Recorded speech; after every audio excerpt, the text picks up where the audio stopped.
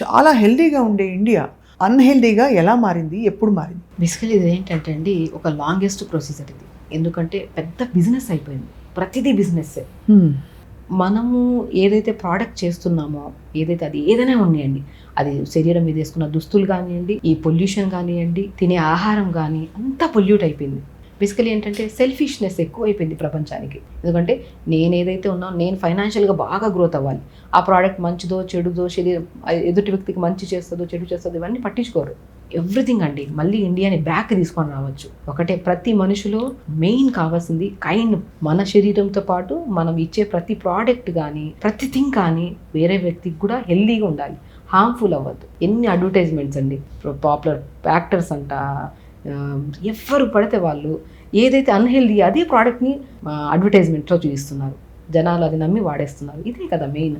ప్రపంచం ఎక్కడ వెనుకబడుతుంది చెప్పండి? ఏది వద్దో, ఇప్పుడు మీకు అది దానివల్ల మీకు ఆదాయం రావచ్చు, నేమ్ రావచ్చు, కానీ ఇక్కడ జనాలు అది నమ్మి తీసుకొని అనారోగ్యం పాలవుతున్నారు కదండి. సో అబద్ధపు ప్రకటనలు ఆపేసేయాలి. వాణిజ్య ప్రకటనలో ప్రముఖుల్ని వాడుకోవడం, ఇవన్నీ చూసి అఫ్ కోర్స్ చాలా మంది, నేను ఇంక్లూడెడ్, అంతే ఇంత మీడియాలో ఉన్నా కూడా ఎక్కడో అక్కడ చిన్న చిన్న వాటికి మనం టెంప్ట్ అవుతాం.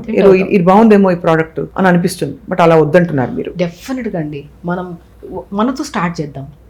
ఏమొద్దు. ఇప్పుడు ఏ ప్రోడక్ట్ ఎందుకు ఇప్పుడు నీ దగ్గర జెన్యూనిటీ ఉందంటే దాని పబ్లిసిటీ అవసరం లే. నువ్వు వాడావు అనుకో, 10 మందికి తెలుస్తుంది. అది ఏదైనా సరే, ఇప్పుడు నీ ప్రోడక్ట్ని నువ్వు ఎప్పుడు దాన్ని అడ్వర్టైజ్ చేయాల్సిన అవసరం లేదు. నీ ప్రోడక్ట్లో నిజంగానే ఒక న్యాచురాలిటీ ఉంది, ఒక ప్రకృతి ధనం ఉంది అంటే, నీకు తగ్గింది అంటే 10 మందికి వెళ్ళి చెప్పుకుంటారు వాళ్ళు.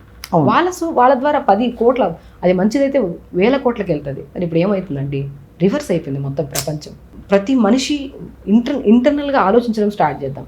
అరే నువ్వు ఏమిస్తున్నావో అది నీకే కాదు, నీకు హార్మ్ఫుల్లే. ఇప్పుడు నువ్వు తప్పు చేసావు అనుకోండి, కర్మ అనేది రివర్స్ ఖచ్చితంగా ఉంటుంది. నువ్వు ఏదైతే ప్రోడక్ట్ 10 మంది మీద అప్లై చేసావో, అది మంచిది కాదన్నా కూడా అప్లై చేసావో, ఆ 10 మంది నీ మీద డిఫరెంట్ ఐటమ్స్తో వచ్చి నేను దాడి చేస్తారు. సో కర్మ ఎప్పుడు వదలదు. సో లైఫ్లో ఎప్పుడైనా సరే మీతో పాటు మీరు ఏదైతే ఇస్తున్నారో, ఏదైతే ప్రోడక్ట్స్ అమ్ముతున్నారో, ఏదైతే అది బట్టల పరంగా కానివ్వండి, ఏ పరంగా వృత్తిపరంగా కానివ్వండి, ఏదైనా సరే మనం ఇచ్చేది ఏదైనా సరే ఎదుటి వ్యక్తికి ఇంకా ఆనందాన్ని ఇచ్చేలాగా ఉండాలి, హార్మ్ఫుల్గా అవ్వకుండా ఉండాలి. అది ప్రతి వ్యక్తి ఆచరణలో చేస్తే పాతకాల పద్ధతులు వస్తాయి.